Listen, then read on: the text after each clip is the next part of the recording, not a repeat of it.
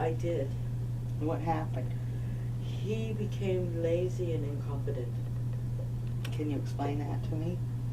I've been having difficulties with joint pain in my hips, a lot of physical pain, and I went to him and I described the pain, and he automatically wrote a prescription for Vioxx. Now I know I'm an intelligent human being. I should have the choice to whether or not to take it, but I trusted him that it was going to be a good medicine, and I was going to school, so I needed to get rid of the pain.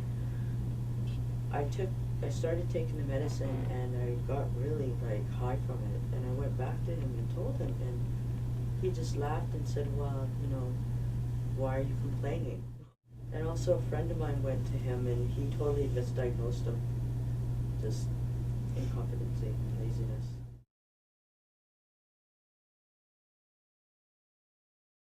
He asked me, he says, are you part native because you look part native? I said, yeah. He said, do you have a problem with alcohol? I went, no, we're not all alcoholics. Wow. Just like all doctors aren't drug addicts. And what about the fact that you're two-spirited? Did you have an issue with that? I could tell he was uncomfortable because I would bring my partner with me because I don't trust doctors, and I don't trust when I'm taking in that I'll remember it too. So I usually take my partner with me. And that was a bit okay? uncomfortable. He at first went, well, why is she in the room? Because I was going to have a pap smear. I said, well, because I want her in the room. I could sense that he was uncomfortable. I've been to enough. I need to know.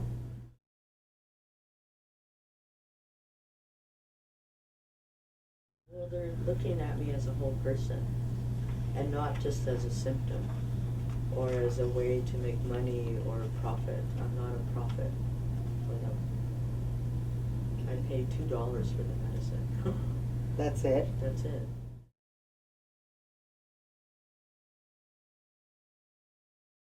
First, I want them to know that they can get educated, that there's lots of stuff, there's a lot of people out there that are willing to educate, but they need to make that move to do that. They can't just, I know some students will come from areas close to reservations, and to say, well, I grew up with natives, I know the issues, that's not enough. I think that they need to take Aboriginal awareness courses.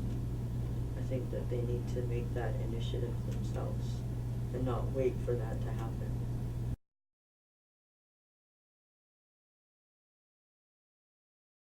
Well, watching films like this,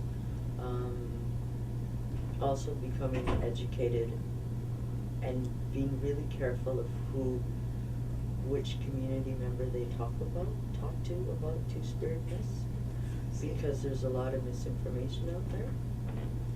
Yeah, the fact that there's always been two-spirited Aboriginal people. This is not a new phenomenon. No, and it's been denied a lot, and people say it's because of contact, white man's contact, and I totally disagree. That's been thrown at me quite a few times. Or you. You mean the fact that you're two-spirited is because of a white man's contact? Yeah. How ridiculous. That, okay. Or because I've been sexually abused, or because I grew up in foster homes, or because I'm mixed race, or it's quite interesting the comments I've gotten over the years. About why you're two-spirited. Yeah. Isn't that fascinating? I've never heard that one. It's like, oh, I've always been queer.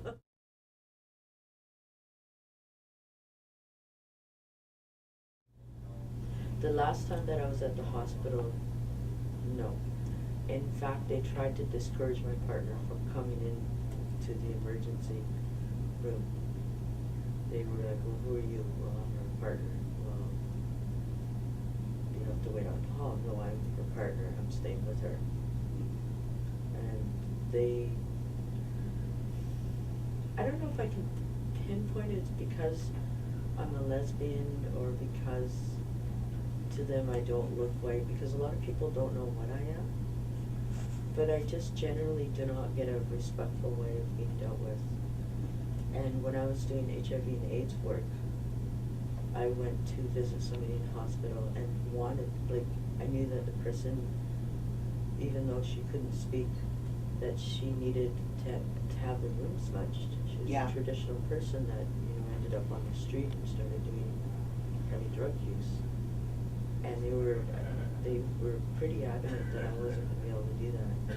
And I said to them, look, this is important. You don't do this to the Catholics, you don't do this to the Christians. This is our right, this is our spirituality, and she needs this done. You're not gonna stop me.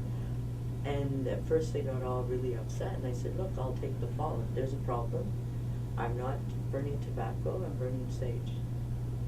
So I'm just gonna do it. And it actually was amazing. The woman at first was pretty, like, she wasn't speaking or anything. And after I saw her, she in fact got out of bed, because I left my drum behind, and went out into the hall and yelled at me to come back and get my drum. Really? She wasn't walking, she wasn't talking. Amazing. And they were stunned, and I'm glad that that happened. Not just for her, but for the nurses to witness that.